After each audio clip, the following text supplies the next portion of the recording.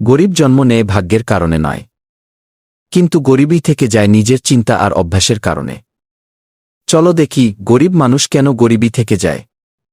Number 1, সবসময় অজুহাত খোঁজে, কাজ নয়। বলে সময় নাই, সুযোগ পাই না, কিন্তু চেষ্টা করে না। নাম্বার 2, অন্যের দোষ খোঁজে, নিজের ভুল ঠিক করে না। নাম্বার 3, স্বপ্ন দেখে কাজ শুরু করে না। নাম্বার 4, ছোট কাজকে ছোট মনে করে বড় সুযোগ হারায়। নাম্বার 5, সময় নষ্ট করে অভিযোগ বাড়ায়।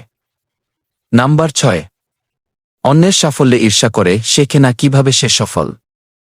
নাম্বার 7, ভয় পায় ব্যর্থ হতে, ঝুঁকি নেয় না। নাম্বার 8, টাকা নয়, চিন্তা দরিদ্র। বলে আমি পারব না, কিন্তু সফলরা বলে আমি চেষ্টা করব।